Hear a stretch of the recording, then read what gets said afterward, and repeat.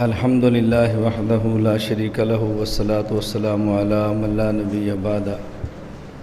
السوال الثانی عشر، 12واں سوال۔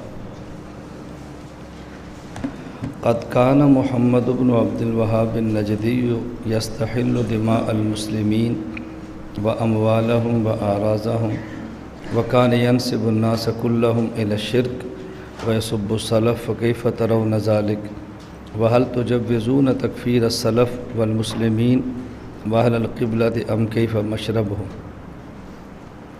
یہ 12واں سوال بڑا اہم ہے۔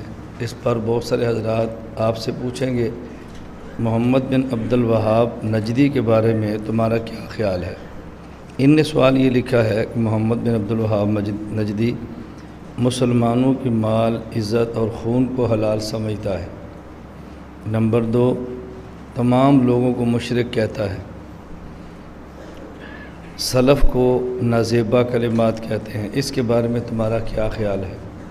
اور دوسری بات کہ سلف اور مسلمانوں کو کیا تم کافر سمجھتے ہو یا تم سب کو مسلمان کہتے ہو؟ اہل قبلہ کے بارے میں تمہارا کیا موقف ہے کہ اہل قبلہ کافر ہو سکتے ہیں یا نہیں ہو سکتے؟ تو یہ سوال ایک ہے، لیکن اس سوال کے اندر 2 سوال ہیں۔ ایک محمد بن عبد الوہاب نجدی کی ذات کے بارے میں، اور ایک نظریاتی اعتقادی سوال کہ تم سلف اور اہل قبلہ کو مسلمان سمجھتے ہو یا نہیں، کافر کہتے ہو، مشرک کہتے ہو، مسلمان کہتے ہو۔ انہوں نے جو جواب دیا ہے، حضرت نے بڑی تفصیل کے ساتھ بات فرمائی ہے۔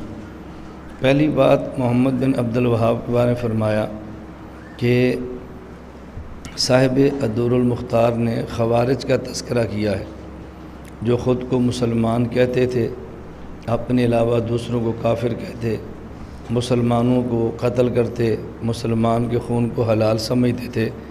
تو صاحب الدر مختار نے اسی کے تحت کہا کہ محمد بن عبد الوہاب بھی ایسا ہی شخص تھا۔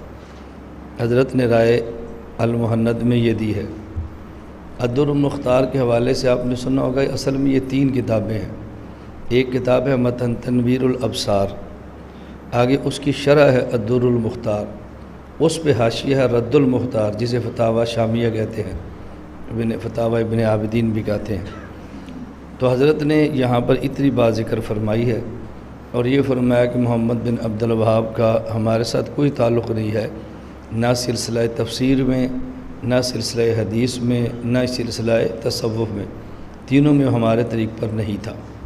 جب علماء حرمین شریفین نے علماء دیوبند پہ فتوی کفر دیا تو علماء دیوبند علماء حرمین شریفین سے ملاقات کیے اور ان سے کہا کہ یہ عقائد میرا نہیں ہے۔